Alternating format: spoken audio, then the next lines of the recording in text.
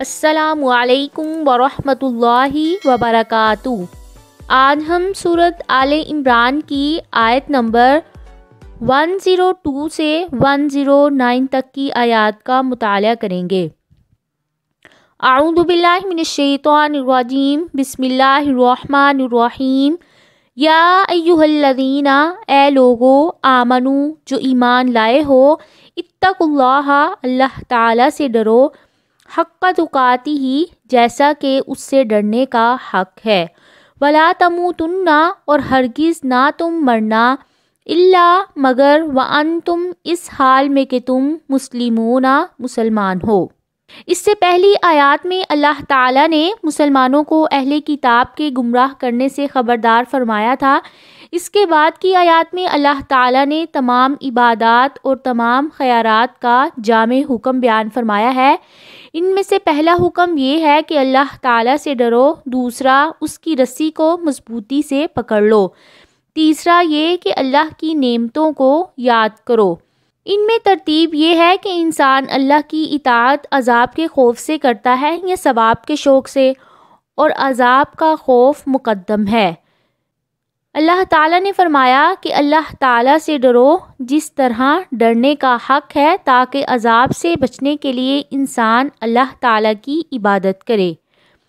وَاعْتَصِمُوا، اور مضبوطی سے پکڑ لو، بِحَبْلِ اللَّہِ، اللہ کی رسی کو، جمیعاً، سب کے سب، وَلَا تَفَرَّقُوا، اور نہ تم تفرقہ اختیار کرو، وَاذْكُرُوا، اور تم یاد کرو، نعمت اللہ، اللہ تعالیٰ کی نعمت کو، علیکم، جو تم پر ہے، اس جب کنتم، تھے تم، اعداء، دشمن، فَأَلَّفَ، پس اس نے الفت میں ڈال دیا، بین قلوبکم، تمہارے دلوں کے درمیان، فَأَصْبَحْتُمْ، پھر تم ہوگے، بِنِعْمَتِہِ، اس کی نعمت سے، اخواناً، بھائی بھائی، وَكُنْتُمْ، اور تھے تم، عَلَى شَفَا حُفْرَةٍ، گھرے کے کنارے پر، مِنَ النَّارِ، آگ کے، فَأَنْقَذَكُمْ، پھر اس نے بچا لیا تمہیں، مِنْہَا، اس سے، کذالک، اسی طرح، یبشر، واضح کرتے ہیں اللہ تعالیٰ، لکم، تمہارے لیے، آیاتہ، اپنی نشانیاں، لعلکم تہتدون، تاکہ تم ہدایت پا جاؤ۔ اس آیت میں اللہ تعالیٰ نے مؤمنوں کو اہل کتاب کی اطاعت سے دور رہنے کی نصیحت فرما کر اب یہاں سے چند اصولی باتوں کا حکم دیا جا رہا ہے، جس کی پابندی سے انسان ہر قسم کے فتنوں سے محفوظ رہ سکتا ہے۔ اللہ تعالیٰ کی رسی سے مراد یہاں قرآن ہے۔ حقیقت یہ ایک استعارہ ہے۔ اگر کچھ لوگ پہاڑ کی بلندی سے کسی گہری کھائی میں گر پڑے تو انہیں نکالنے کے لیے اوپر سے رسی پھینکی جاتی ہے۔ جو لوگ مل کر اس رسی کو مضبوطی سے پکڑ لیں تو وہ اس رسی کے ساتھ اوپر نکل آئیں گے اور دوسرے گڑھے ہی میں رہ جائیں گے۔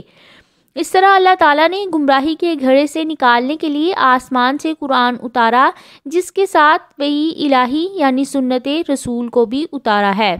مسلمان موجودہ فرقہ بندیوں سے بھی اسی صورت میں نجات پا سکتے ہیں جب وہ قرآن مجید کو سمجھیں گے اور اس پر عمل کریں گے۔ وَلْتَكُنْ، اور ضرور ہو، مِنْکُمْ، تم میں سے، اُمَّةٌ، ایک گروہ، یدعون، جو دعوت دیتا ہے، اِلَى الْخَيْرِ، خیر کی طرف، وَيَأْمُرُونَ، اور وہ حکم دیتا ہے، بِالْمَعْرُوفِ، نیکی کا، وَيَنْہَوْنَ، اور وہ روکتا ہے، عَنِ الْمُنْکَرِ، برائی سے، وَأُولَئِکَ، اور یہی وہ لوگ ہیں، ہم المفلحون، وہی فلاح پانے والے ہیں۔ اللہ تعالیٰ کی رسی کو مضبوط پکڑنے اور اختلاف سے بچنے کی صورت یہ ہے کہ تم میں سے ایک جماعت نیکی کا حکم دے اور برائی سے منع کرنے کا فریضہ سر انجام دیتی رہے۔ جب تک اس قسم کی جماعت قائم رہے گی، لوگ ہدایت پر رہیں گے۔ رسول اللہ صلی اللہ علیہ وآلہ وسلم نے فرمایا، تم میں سے جو شخص کوئی برائی دیکھے وہ اسے اپنے ہاتھ سے بدل دے، پھر اگر طاقت نہیں رکھتا ہے تو اپنی زبان سے، پھر اگر طاقت نہیں رکھتا تو اپنے دل سے، اور یہ سب سے کمزور ایمان ہے۔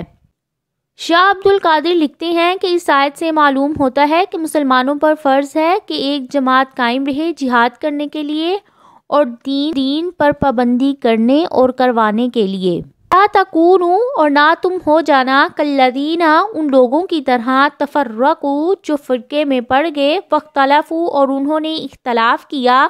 من بعد اس کے بعد ما جاءہم البشیرات جب آ گئی ان کے پاس واضح نشانیاں وَأُولَٰئِکَ اور یہی وہ لوگ ہیں لہم ان کے لیے عذاب عظیم بہت بڑا عذاب ہے۔ اس میں مراد جو ہے وہ بنی اسرائیل ہے۔ معلوم ہوا کہ یہود و نصارہ کے باہمی اختلاف اور فرقہ بندی کی وجہ یہ نہیں تھی کہ ان کو حق کا پتہ نہیں تھا اور وہ اس کے دلائل سے بے خبر تھے، بلکہ حقیقت یہ ہے کہ انہوں نے سب کچھ جانتے ہوئے محض اپنی دنیاوی مفاد اور نفسانی غرض کے لیے اختلاف اور فرقہ بندی کا راستہ اختیار کیا تھا اور اس پر ہی جمے رہے تھے۔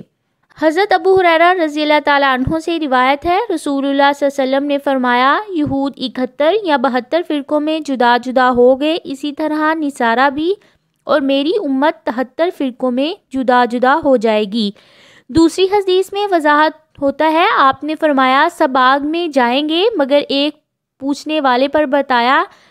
جس طریقے پر میں اور میرے اصحاب ہوں گے۔ یوما جس دن تبیضو روشن ہوں گے وجوہن کچھ چہرے وتسودو اور سیاہ ہوں گے وجوہن کچھ چہرے فاما الذین پس رہے وہ لوگ نسودت جو سیاہ ہوں گے وجوہہم ان کے چہرے اکفرتم کیا تم نے کفر کیا بعد ایمانکم اپنے ایمان کے بعد فذوقوا العذاب پس تم چکھو عذاب کو بما کنتم تکفرون اس وجہ سے جو تھے تم کفر کرتے۔ چہروں کی یہ سیاہی اور سفیدی قیامت کے دن ہوگی، جو لوگ ایمان پر قائم ہوں گے ان کے چہرے سفید ہوں گے۔ فَأَمَّا الَّذِينَ ابْيَضَّتْ اور رہے وہ لوگ جو سفید ہوں گے وجوہہم ان کے چہرے ففی رحمت اللہ پس وہ اللہ تعالیٰ کی رحمت میں ہوں گے، ہم فیہا خالدون وہ اس میں ہمیشہ رہنے والے ہیں۔ کا یہ آیات اللہ تعالیٰ کی نشانیاں ہیں، نتلوہ ہم پڑھتے ہیں انہیں علیکا آپ پر